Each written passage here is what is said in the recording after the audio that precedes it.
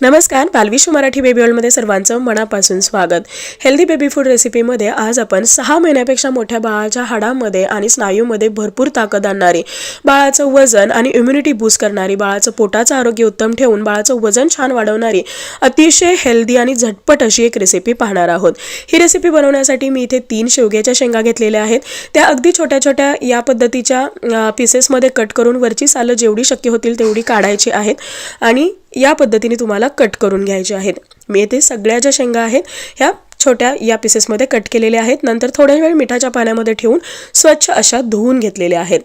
यानंतर इकडे मी एका वाटीमध्ये 2 चमचे पिवळी मुगाची डाळ घेतलेली आहे। तुम्ही हवं तर हिरवे मूग घेऊ शकता किंवा मोड आलेले मूग घेत असाल तर अतिशय उत्तम आहे।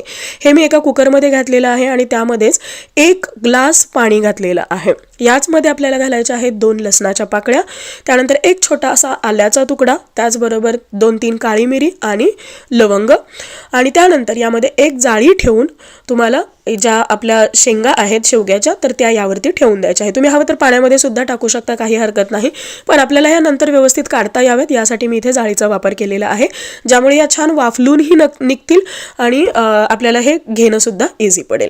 कुकरच्या शिट्ट्या थोड्याशा जास्त करायच्या आहेत जेणेकरून या शेंगा सुद्धा अगदी मऊ शिजतील आणि डाळ सुद्धा अगदी छान अशी शिजायला मदत होईल।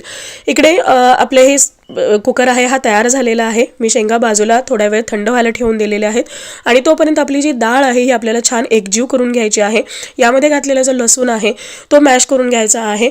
बाळ खूप लहान असेल तर तुम्ही हे काळी मिरी लवंग बाजूला काढून घेऊ शकता किंवा हे सगळं जे मिश्रण आहे हे मिक्सरमधून एकदा काढून याची छान अशी प्युरी करून घेऊ शकता। शेंगा थोड्याशा थंड झाल्या की त्यानंतर मी या पद्धतीने यामधला जो आतला गर आहे हा चमच्याच्या साहाय्याने अशा पद्धतीने काढून घेतलेला आहे। लक्षात घ्या, या ज्या शेंगा आहेत या वाढत्या वयामध्ये बाळाच्या हाडामध्ये ताकद आणण्यासाठी खूप जास्त फायदेशीर असतात। 6 महिन्यापेक्षा मोठ्या बाळाला तुम्ही या पद्धतीने शेवग्याच्या शेंगा या देऊ शकता। यामध्ये भरपूर असं कॅल्शियम आहे, पोटॅशियम आहे, शिवाय भरपूर आयरन आहे, ज्यामुळे बाळाच्या पोटाचं आरोग्य उत्तम राहतं, बाळाला भूक छान लागायला मदत होते, बाळाच्या हाडांमध्ये आणि स्नायूमध्ये विशेष ताकद येते, ज्या कारणामुळे बाळ हा अगदी लहानपणापासून काटक बनायला मदत होते, बाळाची हाडं आणि स्नायू मजबूत बनतात।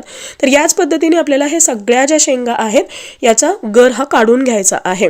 तुम्ही हवं तर ह्या सगळ्या शेंगा सुद्धा डाळीसोबत मिक्सरला बारीक करून घेऊ शकता, जेणेकरून बाळाला हे समजणारही नाही किंवा बाळाला खाणं हे सोपं पडेल। जे बाळ 1 ते 1.5 वर्षापेक्षा मोठं आहे अशा बाळाला तुम्ही या पद्धतीचं टेक्स्चर ठेवू शकता, पण यामध्ये सुद्धा थोडेसे धागे येतात किंवा ह्या ज्या बिया आहेत या थोड्याशा मोठ्या असतात ज्या बाळाच्या घशामध्ये अडकू शकतात। तुम्हाला तुमच्या बाळाला ज्या पद्धतीचं टेक्स्चर आवडतं त्यानुसार हे मिक्सरमधून किंवा मॅश करून घ्यायचं आहे। तर आपल्या सगळ्या शेंगा मॅश करून झालेल्या आहेत। त्यानंतर मी इकडे एका पातेल्यामध्ये 1 चमचा घेतलेला आहे तेल, तुम्ही इथे तुपाचा किंवा बटरचा वापर करू शकता। त्यामध्ये थोडेसे जिरे आपल्याला घालायचे आहेत, जिरे छान असे फुलू द्यायचे आहेत, तडतडू द्यायचे आहेत आणि त्यानंतर आपल्याला यामध्ये घालायची आहे थोडीशी हळद। बाळाच्या वयानुसार आणि टेस्टनुसार तुम्ही इतर मसाले सुद्धा यामध्ये ॲड करू शकता। त्यानंतर आपण जी मॅश करून घेतलेली डाळ होती तर ती डाळ सुद्धा मी यामध्ये घातलेली आहे। कन्सिस्टन्सी थोडीशी पातळ करण्यासाठी यामध्ये आणखी अर्धा ग्लास पाणी मी एक्स्ट्रा ॲड केलेलं आहे। छान आपल्याला हे एकजीव करून घ्यायचं आहे आणि त्यानंतर आपण जे शेंगांचा गर काढून घेतलेला होता आणि बिया होत्या तर त्या सुद्धा मॅश केलेलं, तुम्हाला जेवढं टेक्स्चर हवं आहे त्यानुसार मॅश करून यामध्ये ॲड करायचं आहे।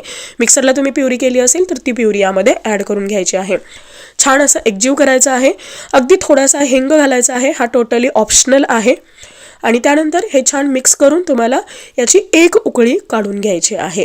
तुम्ही ते पाहू शकता, छान असं याला 1 उकळी आलेली आहे, मस्त असा सुगंध येतो आहे आणि तेवढाच हेल्दी असा आपला हा ड्रमस्टिक सूप किंवा शेवग्याच्या शेंगाचा जो सूप आहे हा तयार झालेला आहे।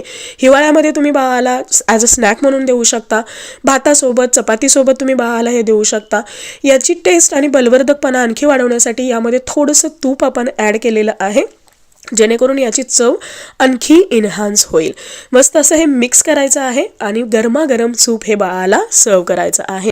विशेषतः जेव्हा बाळ आजारी असतो तर त्यावेळी तुम्ही हे सूप बाळाला देत असाल तर ते बाळासाठी खूप जास्त फायदेशीर ठरेल।